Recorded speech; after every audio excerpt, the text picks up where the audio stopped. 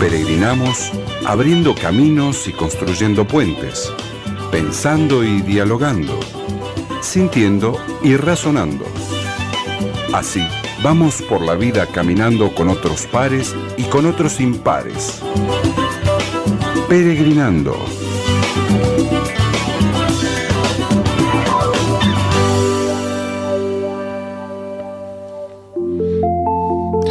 Bueno, vamos a entrevistar entonces al pastor Lisandro Orlop. Es pastor por la Iglesia Luterana Unida de Argentina y Uruguay y está acá, es coordinador de la Pastoral Ecuménica VIH-Sida.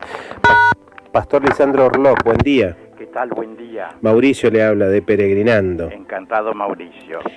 Bueno, lo convocamos para hacerle algunas preguntitas, ya que usted está en este tema de VIH-Sida, bueno, que lo hemos tomado dentro de esta cuestión de la discriminación injusta y la inclusión. O sea, nosotros peregrinamos cada sábado hacia un tema distinto. Hoy lo hacemos hacia la inclusión y la no discriminación injusta. Y nos gustaría que nos dijera algo sobre lo que era el Hostal Solidaridad, qué servicios brindaba a la comunidad. Mira, el Hostal Solidario nace, nunca lo hubiéramos querido tener, porque quieras o no era un espacio para gente que tenía que entrar porque estaba enfermo de una determinada enfermedad. Era un poco estigmatizante, era discriminatorio, pero no nos quedaba otro camino. Cuando empezamos muy temprano a acompañar pacientes con VIH en el Hospital Muñiz, nos encontramos que muchas veces cuando queríamos derivar a alguien que salía restablecido, las instituciones tanto sociales como de la misma iglesia y de mi misma iglesia tenían enormes dificultades de aceptar a las personas con VIH por la ignorancia, la discriminación, etcétera, y nos obligaron a abrir esta casa, que nosotros decíamos tenemos que hacer una gran fiesta el día que la tengamos que cerrar. Es decir, yo creo que en ese sentido aprendimos que todo trabajo de asistencia tiene que ser provisorio, vivirlo como lo provisorio, porque lo que queremos es transformar la realidad que provocó la apertura de esta casa. Entonces, bueno, abrimos esta casa, decíamos, miren, no somos el Ejército de Salvación, no entra cualquiera. Pedíamos que la gente tuviera un proyecto de vida. Nosotros acompañábamos proyectos de vida. En un comienzo, los primeros años, la casa se abrió en los años 90, más o menos en el 89, 90. El proyecto de acompañar proyectos de vida, que no había mayor remedio, cura y todo eso, teníamos el sueño, pero era un periodo entre dos internaciones. Después con la medicación poco a poco la situación cambió y pudimos realmente cumplir los objetivos que nos habíamos trazado al comienzo, de ayudar a la gente a la reinserción social y aún a la reinserción con las iglesias. Es decir, la gente que venía a la casa tenía muy mala relación con las iglesias por culpa del discurso de las iglesias, justamente el tema que ustedes están tratando hoy, de la discriminación y de la falta de inclusión. Yo creo que... Pastor, le hago una consulta con respecto a esto del Hostal Solidaridad. Ahí, ¿qué es lo que hacía? O sea, la gente se quedaba, venía gente del interior... En general eran pacientes que nosotros en nuestras visitas habíamos acompañado en el Hospital Muñiz. Primero, en el Hospital Muñiz. Sí, era nuestro centro de trabajo, es decir, ahí era un trabajo ecuménico, nuestro equipo era ecuménico, en algunos momentos los voluntarios procedían de 10 iglesias distintas, y eso fue también una experiencia muy rica de convivir distintas tradiciones juntas. ¿Iglesias, por ejemplo, cuáles? La Iglesia Bautista en un comienzo nos ayudó muchísimo. Había varias religiosas católicas, tanto de las Hermanas de la Misericordia Irlandesa, estaban también hermanas franciscanas misioneras de María, después había sacerdotes del clero común, un franciscano, era muy variado todo. Después, por supuesto, había varios de la Iglesia Luterana. Era muy rica la convivencia y nos reíamos porque a veces el vocabulario para nosotros los evangélicos, decir hermano o hermana, es cualquier cristiano, cualquier bautizado. Cuando lo usa el católico se está refiriendo a una religiosa o un religioso. Entonces a veces teníamos, ¿de qué estás hablando? ¿Es un cura? ¿Es un religioso? No, es un bautizado. Era muy cómico cómo fuimos creciendo en cosas tan simples como esa. Es decir, a veces cómo usamos palabras, las mismas palabras, con significado distinto. Exacto, fue sí. una convivencia muy rica y muy llena de alegría. Es decir, la convivencia esa era... porque estábamos hablando de cosas esenciales, del acompañamiento a personas en situaciones realmente críticas. Entonces, todo lo demás pasaba a un segundo plano. Perfecto. Ahí puede ser que haya nacido esta experiencia de comprobar que la calidad de la visita, por lo que usted nos está contando, es mejor que la cantidad. Bueno, eso fue algo que aprendimos, y ahí me disculparán algunos de tus oyentes. Nosotros aprendimos de los grupos religiosos que van al hospital todo lo que no hay que hacer. Es decir, veíamos llegar a los evangélicos y reparten Biblia, pero vienen con su discurso incorporado. Vienen con su mensaje como yo vengo aquí para darte esto, lo otro. Vienen los evangélicos, Biblia. Yo nunca vi en ningún lado tantos rosarios y tantas Biblias como en el hospital. Entonces nosotros dijimos, no, así no. Entonces nos acercábamos muy despojados. Mismo el título de pastor, yo no lo usaba nadie usaba títulos religiosos, éramos Lisandro, un acompañante, punto. Era todo lo que necesitaba saber la persona de nosotros. Y lo primero que pedíamos era permiso, imagínate vos la simplicidad, ¿me puedo sentar? Porque en el hospital, fíjate, todos los voluntarios hablan de pie. Y eso es un signo de poder, de superioridad. El simple hecho de pedir permiso, ¿me puedo sentar?, era de tener los ojos al mismo nivel. Era un encuentro, para nosotros nos educaba, un encuentro de igual a igual. El título de poder, es decir, nosotros los pastores luteranos usamos el cuellito clerical, etcétera. Claro, como los sacerdotes católicos. Claro. Entonces, cuando iba al hospital, jamás, es decir, me despojaba de todo signo que pudiera significar distancia. Quieras o no, el hábito, si bien no hace al monje, crea distancia.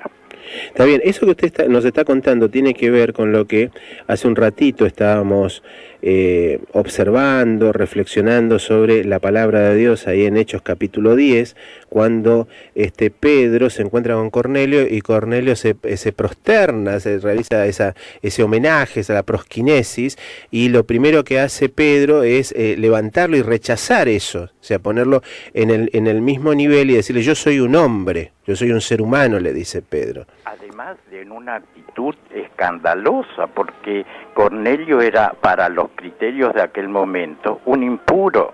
Claro. O sea, nosotros hemos olvidado el escándalo del Evangelio. Yo creo que tenemos que recuperar el escándalo del Evangelio. Es decir, porque cada escena... Yo cuando preparo el domingo la celebración, la reflexión bíblica, en especial del Evangelio, me pregunto, ¿dónde está el escándalo en este relato? Nosotros en nuestro acompañamiento teníamos como modelo, ¿te acordás la escena de Bartimeo? Sí. El ciego, como muchas personas estigmatizadas, están al costado de todos los caminos de la vida. Sí, y muchas veces se lo discrimina también al claro, ciego. se lo arroja, se lo ubica, porque al ser ciego era por algo será, era la idea precientífica de que si alguien era ciego era por castigo divino. Entonces, si es ciego, por algo será. Y la enfermedad iba unida a la pobreza en aquel entonces. Claro. Vos fijate, este Bartimeo no es cualquier persona vulnerable, se ha empoderado. Cuando escucha pasar a Jesús, es él el que grita. ¿Cómo reaccionan los discípulos? Sí, como muchas veces reaccionamos... Tratando de poner distancia ahí, ¿no? Que se calle. Claro. Que no se quiere escuchar el reclamo. El primero que se convierte ante ese llamado y que hace un gesto diferente es Jesús. Es el primero que se para. Y no va a tener una relación directa con Bartimeo, que podría haberle dicho, vení. Usa a los discípulos y le dice algo muy lindo: llámenlo. Hermoso. Pastor. Hermoso, es decir, además el diálogo que continúa, a mí siempre que lo leo me llena de alegría. No viene con un proyecto, no le dice, tenés que creer en mí, tenés que creer en Dios, no viene con... Si no viene con proselitismo. No, para nada. Le dice, ¿qué quieres que yo haga por ti? Pastor, se lo comprometemos para un segundo bloque. Quédese por favor ahí en línea con la producción y hacemos una pequeña pausa y enseguida estamos de vuelta con usted con la entrevista. ¿Puede ser? De acuerdo.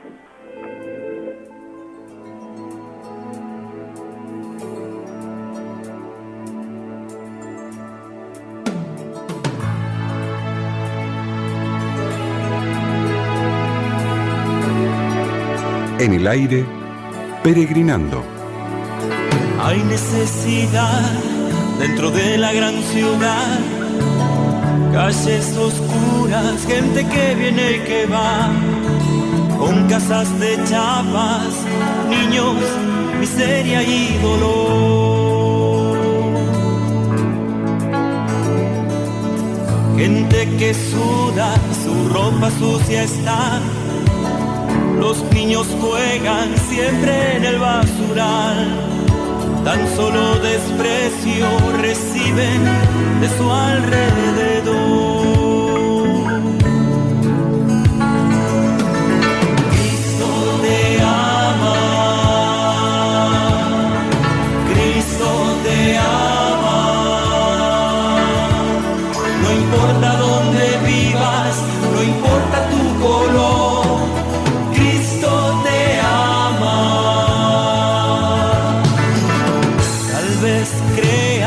Hay amor dentro de ti por esa gente que sufre en su vivir. Mira en tu alma y dime qué encuentras allí.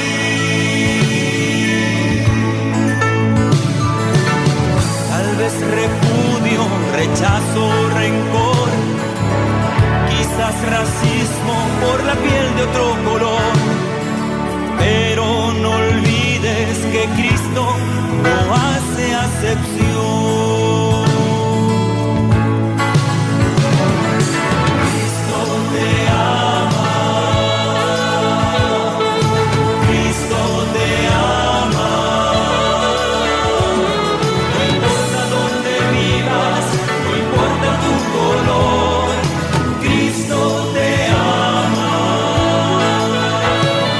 Levanta ya tus ojos y dime ahora que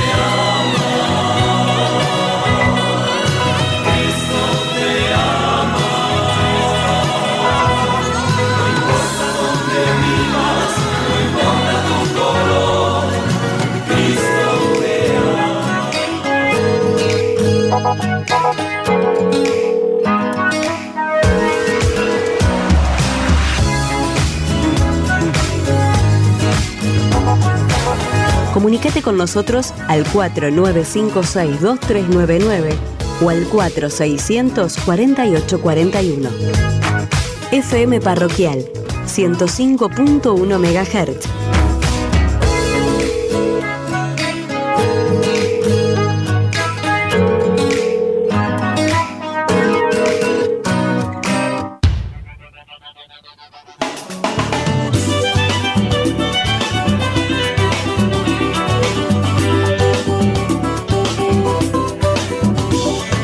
Queremos saber más sobre el tema. Por eso, seguimos peregrinando con la entrevista.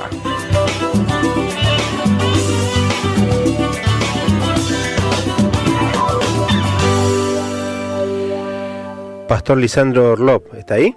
Así es, estoy ahí, estaba escuchando la canción y me parece interesante que no pase desapercibida la canción.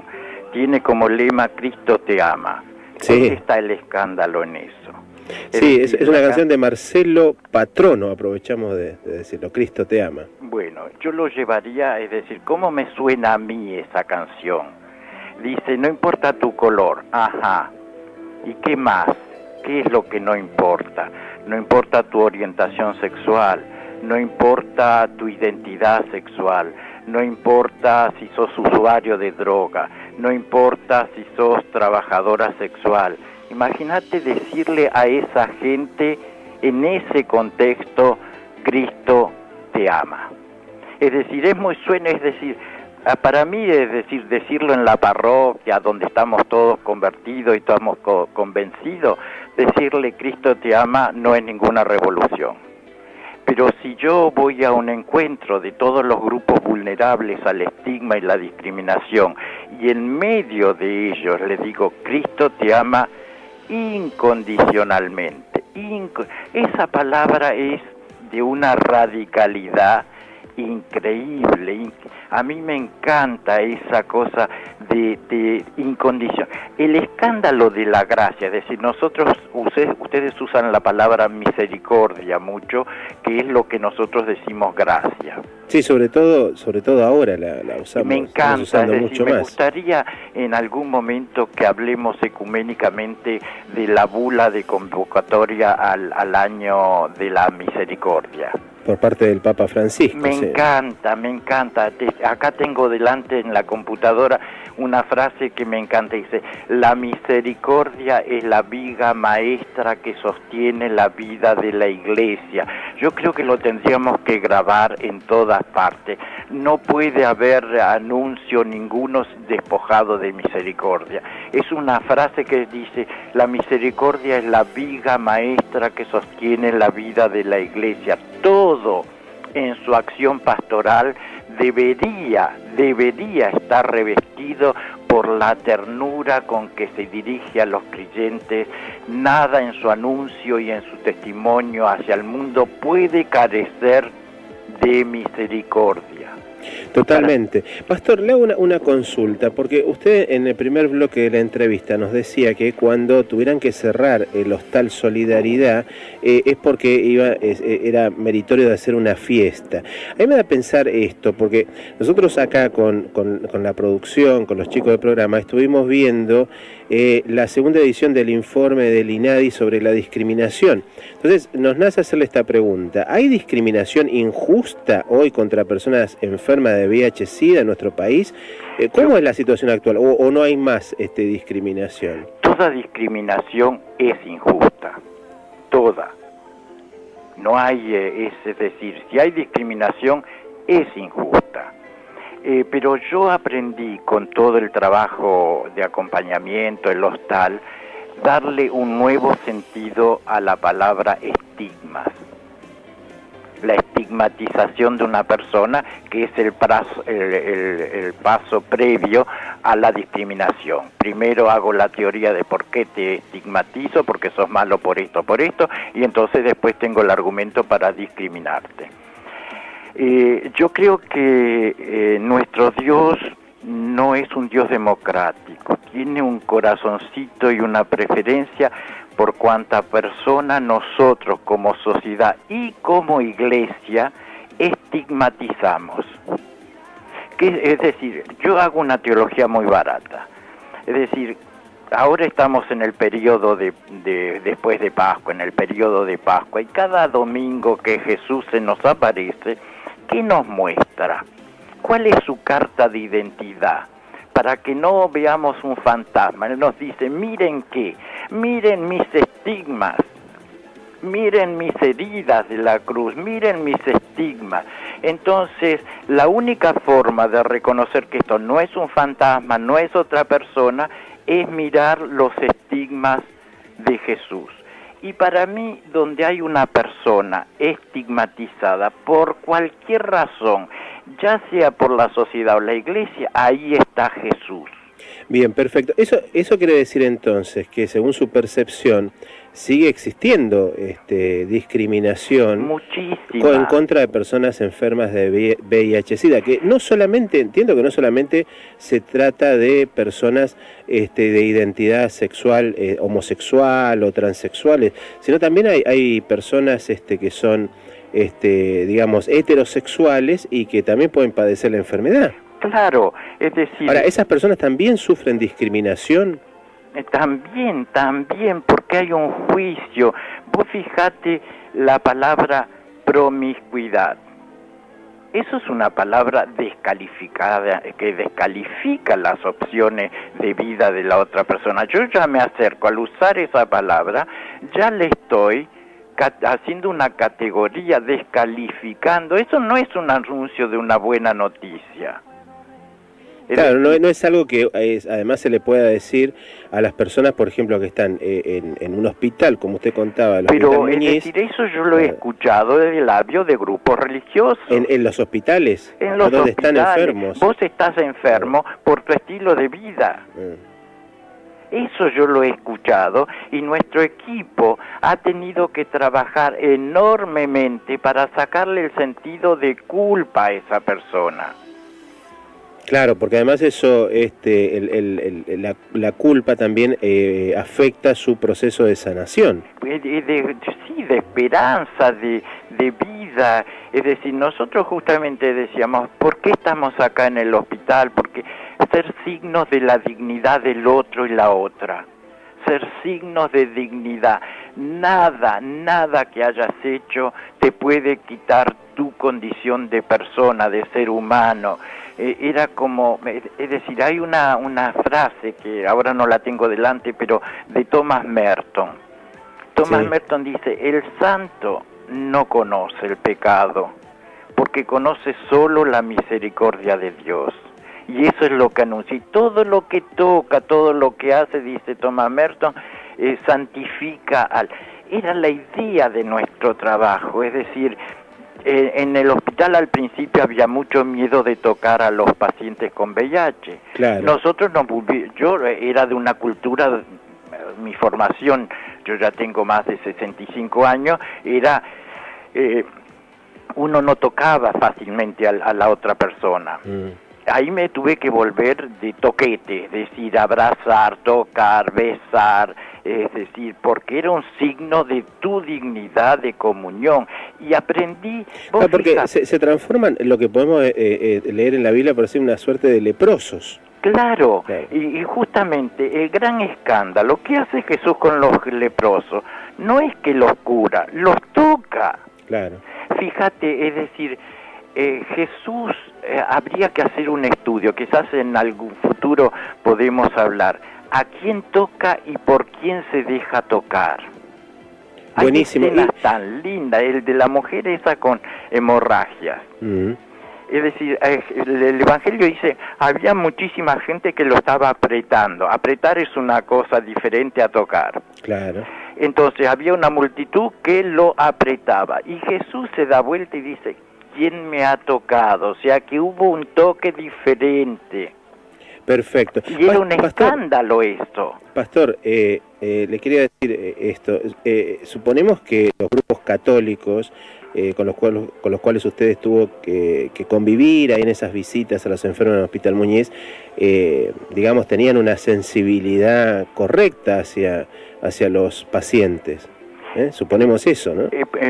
Lo suponés muy bien. Ah, buenísimo. Es decir, me acuerdo de Elvira, la monja que era ya grande, o sea que el Concilio Vaticano la había agarrado grande, toda la renovación que trajo el concilio, y ella cuando en su trato, ella se especializó en el acompañamiento a personas de identidad trans, travesti, era su predilección. Y las travestis le contaban qué hacían con sus clientes, cuánto cobraban, todo eso. Y ella decía, ¿dónde estuve metida toda mi vida?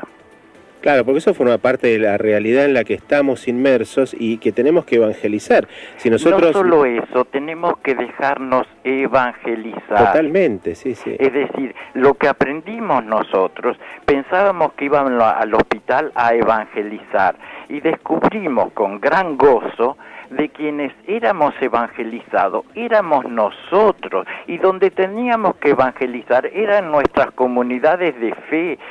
Yo no tenía problemas en el hospital con un usuario de droga, con un hétero que estaba allí, con una persona de identidad. Establecíamos rápidamente amistades muy personalizadas, porque nosotros visitábamos casi de uno a uno, no visitábamos multitudes, o sea que éramos protagonistas en la vida del otro, la otra. Pero lo interesante... Bien, pastor, ya yo creo que más o menos nos ha quedado, no más o menos, sino bastante, una imagen de cuál es la labor que usted viene realizando en favor de las personas con VIH-Sida y sin duda que el encuentro con Jesucristo en el más débil, sea como sea, porque está enfermo, porque está discriminado por un montón de motivos, es un encuentro donde uno ve la necesidad del otro y ahí también está Jesucristo, sin duda alguna. Le agradecemos mucho, pastor, por la entrevista y bueno, nos ha podido orientar, y ya que usted ha estado ahí en la trinchera misma, pues tiene un testimonio de visitas a enfermos con VIH-Sida en el marco de esto que estamos viendo, que es la cuestión de la inclusión. Hacia ahí vamos. Ese es el gran desafío. Yo creo que el año de la misericordia, el jubileo, nos va a ayudar muchísimo a hacer espacios de una inclusión escandalosa. Muchísimas gracias, pastor. Un abrazo. Y bueno, siga con su labor hacia los enfermos, que es muy importante poder realizarla. Un abrazo en Cristo. Ustedes también, pero la tarea de nosotros en general, de todos los que estamos trabajando en las trincheras, es convertir a nuestras iglesias. Perfecto. Un gran abrazo. Un abrazo, pastor.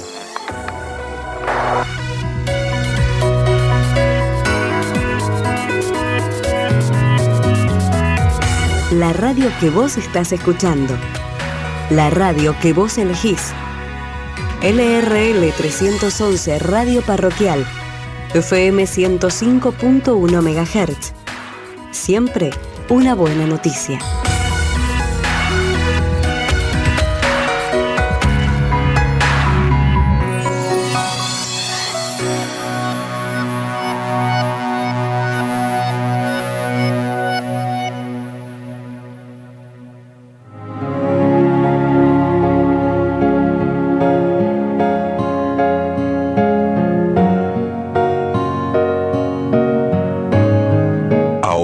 Disfrutemos de la belleza de la Sagrada Escritura.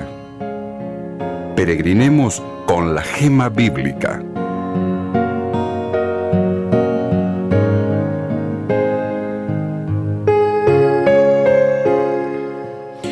Bien, recién escuchábamos al pastor Lisandro Orlov y bueno, en este programa todos tienen derecho a expresarse, más allá de que si tengan una manera de ver la iglesia en forma progresista o en forma conservadora. Todos tienen derecho a expresarse. Ahora vamos a ir a la palabra de Dios para una pequeña contemplación. Mateo 25:40 dice: cuanto hicieron a uno de estos hermanos míos más pequeños, a mí me lo hicieron. Cuando hablamos de gema bíblica, hablamos de un fragmento bíblico, una frase que no debe ser sacada de contexto, pero que una vez contextualizada por el intérprete puede expresar toda la fuerza de la palabra de Dios. Eso ya lo habíamos dicho la semana pasada.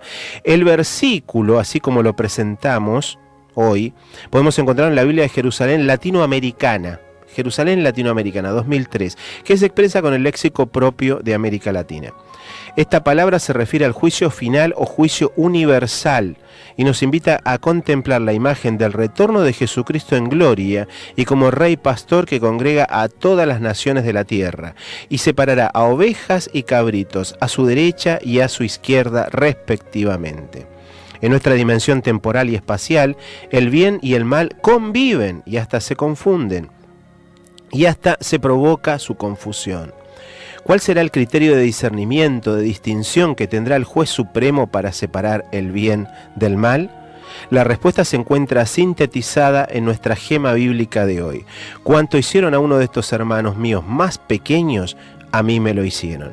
Y consiste en realizar las 7 obras de la misericordia, inspiradas en el texto ahí de Mateo, capítulo 25, versículos 35 al 36, en el mismo contexto, más Tobías 1:17. ¿Cuáles son estas 7 obras de la misericordia? Hay que recordarlas. Visitar y cuidar a los enfermos, como lo que realiza el pastor luterano Lisandro Orlov. Dar comida al hambriento, dar de beber al sediento, dar posada al peregrino, vestir al desnudo, visitar al cautivo, al que está preso. Enterrar a los muertos, eso es Tobías 1:17. El teólogo Gustavo Gutiérrez, que es teólogo de la teología de la liberación, pero también lo citamos acá, porque es un aporte muy interesante, dice, nos aporta sobre este pasaje que el sacramento del prójimo es camino hacia Dios. El sacramento del prójimo es camino hacia Dios. Podríamos decir que se trata de una peregrinación hacia Dios. La fuerza vital de esta palabra reside en ayudar al que se encuentra en una situación desventajosa, al débil, al pequeño, al necesitado. Esa es también la esencia de la inclusión y la no discriminación injusta, que ha de tender siempre al bien común, al bien común. El amor a Jesús es amor a los hermanos más pequeños, más débiles. El recordado pastor estadounidense Martin Luther King, el 5 de diciembre de 1955, pronunció un famoso discurso en la iglesia bautista de la calle Holt, en Montgomery, estado de Alabama. Aquí vamos a citar un pequeño fragmento. Él decía, nosotros, los desheredados de esta tierra, se refería a la raza negra, los que hemos sido oprimidos por tanto tiempo, estamos cansados de pasar por la larga noche de cautiverio. Y ahora estamos llegando al amanecer de la libertad y la justicia y la igualdad. Me permito decirles, amigos, acercándome y dando la idea del por qué estamos reunidos aquí, que debemos mantener, y quiero subrayar esto, dice Martin Luther King, en todas nuestras obras, en todas nuestras reflexiones, aquí esta tarde y toda la semana, y en todo momento hagamos lo que hagamos. ¿Qué es eso? Debemos mantener a Dios en el primer plano. Seamos cristianos en todas nuestras acciones, pero quiero decirles que no es suficiente que hablemos sobre amor. El amor es uno de los puntos fundamentales del rostro cristiano, la fe. Pero otro de sus rostros es llamado justicia, y la justicia realmente es amor que se tiene en cuenta. La justicia es amor corrigiendo lo que se revela en contra del amor. La justicia es amor corrigiendo lo que se revela en contra del amor. Y en ese mismo espíritu inclusivo, queridos peregrinos y peregrinas, tengamos también en cuenta las 7 obras de la misericordia espirituales.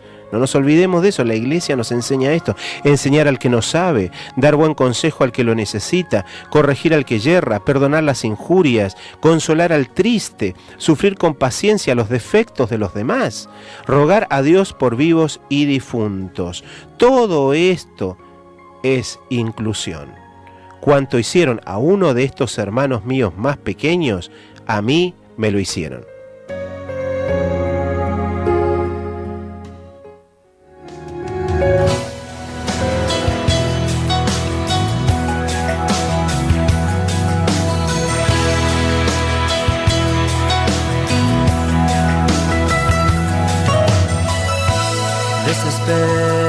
Desesperaría, simplemente creo que moriría. Todo todo acabaría si no fuera por la certeza que duerme en mi alma, que tú eres mi esperanza. Eso me basta, y ese consuelo todo lo calma. Tú eres quien guía mi melodía. Feliz contemplo que estás en mi barca. Y si me pidieras algo por difícil que pareciera, yo por ti lo haría. Solo déjame saber que eres tú quien me habla, que tú eres mi esperanza. Eso me basta, y ese consuelo todo lo calma. Tú eres quien guía mi melodía. Feliz contemplo que estás en mi barca.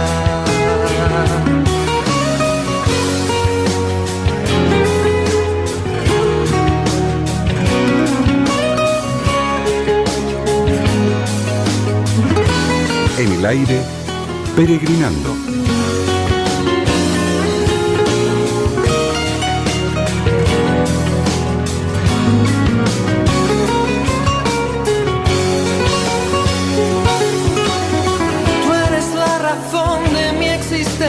La respuesta a mi porqué.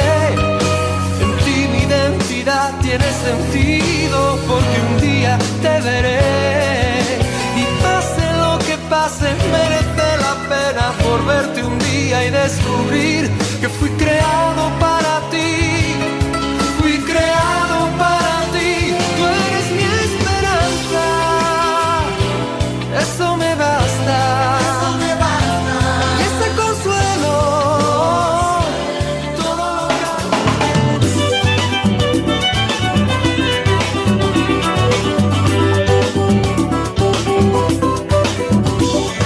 Nuestra peregrinación nos ha traído hasta aquí. Las conclusiones de este programa.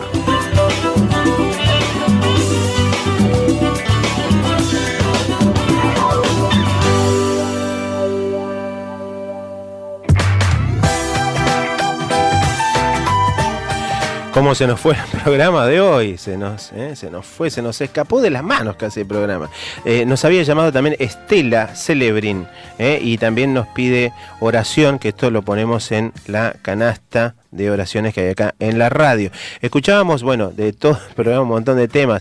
La vida vale la pena, de Sergio Denis. Después Felicidad, de Fabricio. Cristo te ama, ese tema que le gustó tanto al pastor Lisandro. Marcelo Patrono.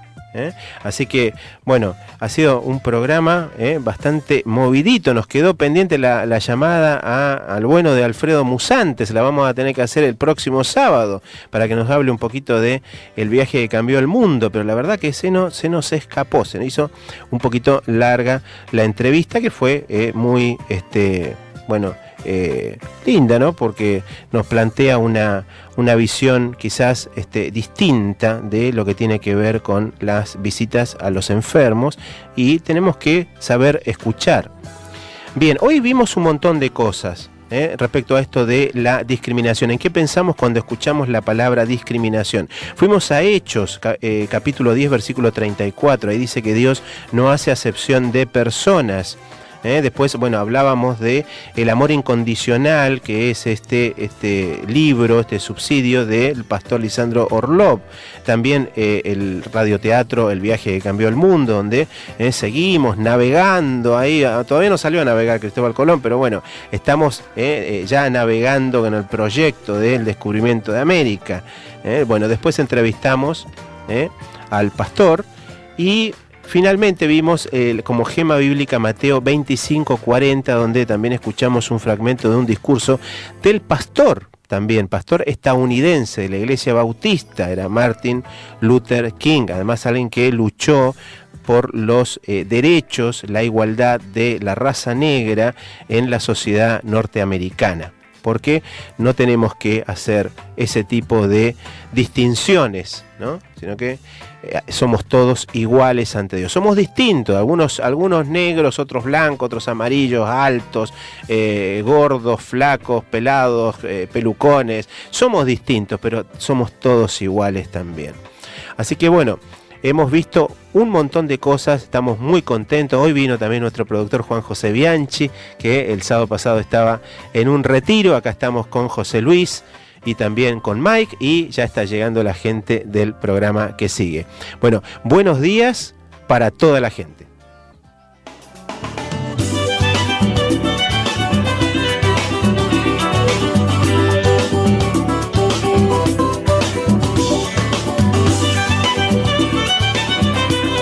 Peregrinas y peregrinos de la vida, hasta el próximo sábado, cuando nos volvamos a encontrar en una nueva edición de Peregrinando.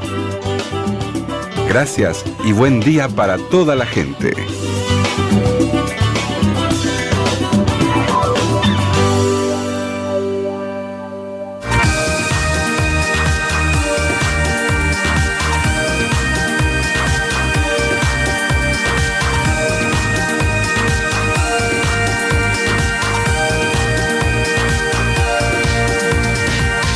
FM Parroquial, en el 105.1 de tu dial. La radio de Cristo y de la vida.